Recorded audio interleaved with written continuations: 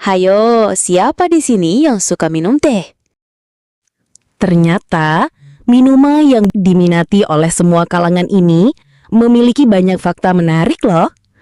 Dimulai dengan ketidaksengajaan, diolah dengan berbagai cara yang unik, hingga terhidang di meja dengan harga fantastis. Penasaran? Yuk cari tahu.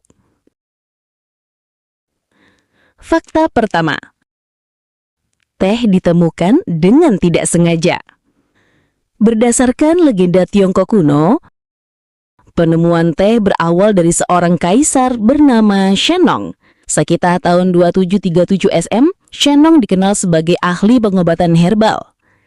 Suatu hari, saat ia sedang merebus air di bawah pohon, beberapa helai daun dari pohon teh Camellia sinensis tidak sengaja jatuh ke dalam panci dan bercampur dengan air yang mendidih.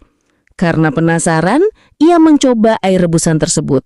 Seketika, ia merasakan sensasi yang menyegarkan pada tubuhnya, dan pikirannya terasa lebih jernih. Sejak saat itu, teh mulai dikenal sebagai minuman dan ramuan herbal. Awalnya, teh dikonsumsi untuk tujuan pengobatan. Namun, seiring berjalannya waktu, popularitasnya menyebar hingga menjadi minuman sehari-hari dan bagian penting dari budaya di berbagai negara. Fakta kedua. Teh punya banyak manfaat dan kandungan nutrisi di dalamnya.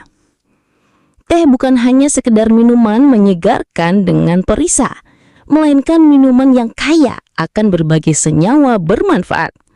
Secara umum, kandungan utama pada teh dapat dikelompokkan menjadi 3 bagian, yaitu yang pertama, polifenol atau antioksidan.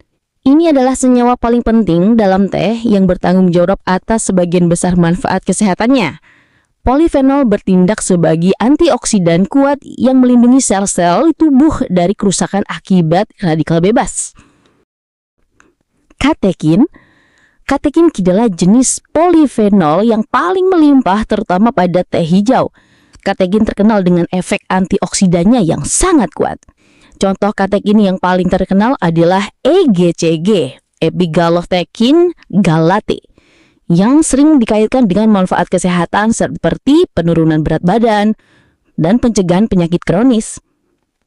Teaflavin dan teafrabingin. Senyawa ini terbentuk saat daun teh mengalami oksidasi atau fermentasi seperti pada teh hitam. Keduanya memberikan warna, rasa, dan aroma khas pada teh hitam. Alkaloid atau penyegar. Senyawa ini yang memberikan efek stimulan pada teh, membuat tubuh terasa lebih segar dan fokus. Kafein yaitu senyawa stimulan yang sama dengan yang ada di kopi, namun kadarnya dalam teh umumnya lebih rendah. Efek kafein dalam teh juga lebih lembut karena adanya L-theanil, theobromin, dan theophylline. Ditemukan dalam jumlah sedikit, senyawa ini juga memberikan efek stimulan ringan terutama pada sistem pernafasan dan otot jantung. Asam amino L-theanine. Ini adalah asam amino yang unik pada teh. L-theanine bekerja bersama kafein untuk memberikan efek relaksasi dan kejernihan pikiran tanpa menyebabkan kegugupan atau kecemasan yang seringkali muncul saat mengonsumsi kafein murni.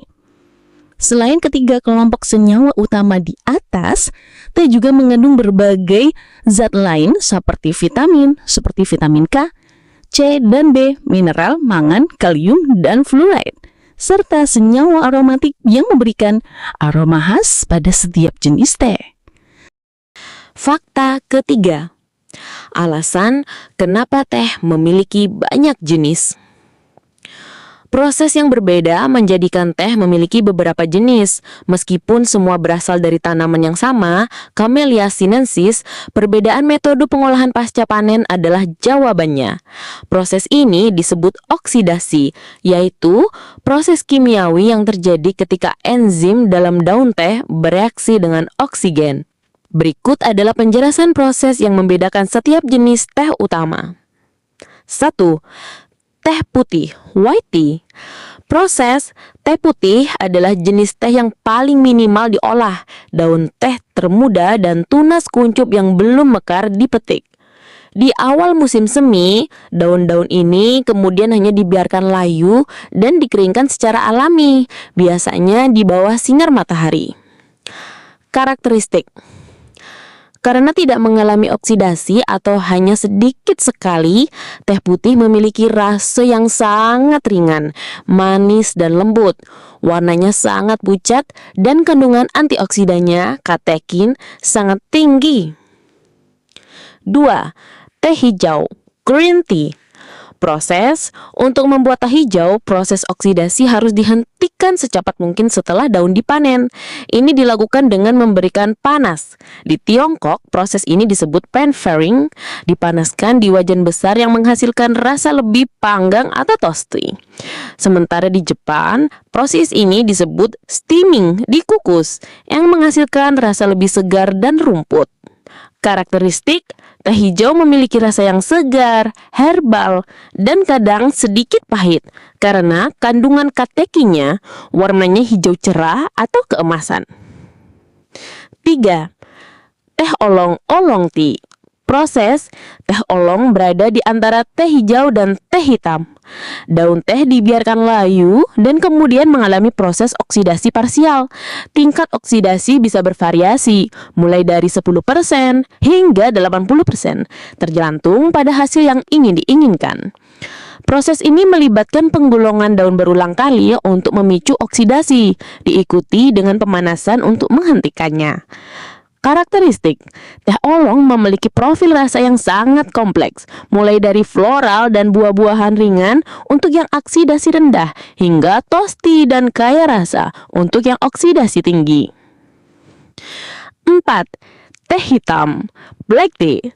Proses teh hitam adalah teh yang mengalami oksidasi penuh. Setelah daun dipanen, mereka dibiarkan layu dan digulung untuk memecah sel-selnya. Proses ini memicu enzim untuk bereaksi dengan oksigen di udara, menghasilkan oksidasi yang mengubah warna daun menjadi coklat atau hitam. Oksidasi ini dihentikan dengan pemanasan atau pengaringan. Karakteristik: teh hitam memiliki rasa yang kuat, penuh, dan kaya, dengan aroma yang terkadang sedikit malt. Kandungan theaflavin dan terebinumnya yang tinggi memberikan warna merah kecoklatan yang khas. 5. Teh puer atau puer tea. Proses teh puer adalah jenis teh yang unik yang mengalami proses fermentasi mikrobial setelah dimanaskan dan dikeringkan. Ada dua jenis puer, yaitu seng mentah dan show masa, yang dipercepat proses fermentasinya. Karakteristik: teh puer memiliki rasa yang dalam, earthy seperti tanah, dan kompleks. Rasanya menjadi lebih baik seiring bertambahnya usia, mirip seperti anggur. Secara ringkas, kunci untuk memahami perbedaan jenis teh ini adalah tingkat oksidasi yang dikontrol oleh manusia, yang mengubah komposisi kimia, rasa, dan warna dari daun yang sama. Teh pernah menjadi mata uang. Di wilayah-wilayah seperti Siberia, Mongolia, dan Tibet, teh blok menjadi bagian integral dari kehidupan sehari-hari. Balok teh digunakan tidak hanya untuk membeli barang kebutuhan sehari-hari, tetapi juga untuk membayar pajak, denda, atau bahkan upah. Beberapa balok teh bahkan dicatat dengan stempel atau label sebagai tanda keaslian, mirip dengan mata uang kertas modern. Pada dasarnya, teh memenuhi kriteria dasar mata uang, tahan lama, mudah dibawa, dapat dibagi-bagi, dan memiliki nilai yang disepakati secara luas. Faktor-faktor inilah yang memungkinkan teh untuk mengambil peran sebagai alat tukar yang efektif dan berharga di masa lalu. Fakta kelima, kantung teh ditemukan dengan tidak sengaja. Lagi-lagi kantung teh ditemukan dengan cara yang tidak disengaja pula. Kantung teh ditemukan secara tidak sengaja oleh seorang pedagang teh Amerika bernama Thomas Sullivan pada tahun 1908. Ceritanya, Sullivan mengirimkan sampel tehnya kepada pelanggan dalam kantong-kantong kecil yang terbuat dari sutra. Tujuannya adalah untuk menghemat biaya kemasan, karena pada masa itu, Teh biasa dikirim dalam kaleng. Sullivan bermaksud agar para pelanggan mengeluarkan teh dari kantong sutra tersebut sebelum menyeduhnya. Namun, tanpa disadari, para pelanggan mengira kantong sutra itu adalah bagian dari instruksi penyajian. Mereka langsung mencelupkan seluruh kantong berisi teh itu ke dalam air panas. Hasilnya, mereka menemukan cara menyeduh teh yang jauh lebih praktis dan bersih dibandingkan harus menyaring daun teh dari teko atau cangkir. Ketika Sullivan menerima pesanan kembali, banyak pelanggannya secara khusus meminta teh dikemas dalam kantong seperti sampel yang mereka terima. Sullivan pun menyadari bahwa ia telah menemukan metode penyajian teh yang inovatif. Sejak saat itu, kantung teh terus dikembangkan, beralih dari sutra ke kain kasa, hingga akhirnya menggunakan kertas saring seperti yang kita kenal sekarang. Penemuan tak sengaja ini kemudian merevolusi cara minum teh di seluruh dunia, menjadikannya lebih mudah dan cepat. Fakta ke-6, teh dengan harga paling mahal di dunia. Teh paling mahal di dunia adalah Dao Hong Pao, atau yang dalam bahasa Indonesia berarti jubah merah besar. Asal-usul dan kelangkaan. Pohon induk. Harga fantastis Dao Hong Pao disebabkan oleh kelangkaannya. Teh ini berasal dari beberapa pohon teh induk yang sangat tua, yang hanya tumbuh di tebing-tebing berbatu di pegunungan Wuyi, Provinsi Fujian, Tiongkok. Legenda. Menurut legenda, nama jubah merah besar berasal dari cerita seorang kaisar dinasti Ming. Ketika ibunya sakit parah, kaisar memerintahkan para dokter untuk merawatnya namun tidak berhasil. Setelah sang ibu meminum teh dari pohon-pohon di Gunung Wuyi, kondisinya pulih. Sebagai rasa syukur, kaisar mengirimkan jubah merah besarnya untuk menutupi pohon-pohon teh tersebut. Status konservasi. Saat ini hanya tersisa 6 pohon induk asli yang masih hidup dan dilindungi secara ketat oleh pemerintah Tiongkok. Pohon-pohon ini tidak lagi dipanen untuk tujuan komersial sejak tahun 2006. Harga dan penggunaan. Harga fantastis. Harga teh Dao Hong Pao asli dari pohon induk sangat mahal, bisa mencapai miliaran rupiah per kilogram. Pada tahun 2002, 20 gram teh Dao Hong Pao dari pohon induk terjual dalam lelang seharga 28.000 US dollar atau sekitar 400 juta rupiah. Simbol diplomasi. Karena nilainya yang luar biasa, teh Dao Hong Pao sering digunakan sebagai hadiah diplomatik. Salah satu contoh paling terkenal adalah saat pemimpin Tiongkok Mao Zedong memberikan 200 gram teh ini kepada Presiden Amerika Serikat saat itu, Richard Nixon, sebagai tanda persahabatan tahun 1972. Teh Dao Hong Pao yang dijual di pasaran saat ini adalah teh yang berasal dari pohon-pohon klon yang diturunkan dari pohon induk aslinya. Meskipun rasanya mirip, teh ini tidak memiliki nilai kelangkaan yang sama, sehingga harganya jauh lebih terjangkau. Dengan kombinasi sejarah, legenda, dan kelangkaan yang ekstrim, Dao Hong Pao bukan hanya sekedar minuman, tetapi juga sebuah peninggalan budaya dan simbol kemewahan yang tak tertandingi. Minuman yang satu ini memang tak lekang waktu dan terus menjadi primadona dari setiap generasi, kan? Kalau kalian suka minum teh di waktu pagi atau sore hari ini ya, yuk komen di bawah.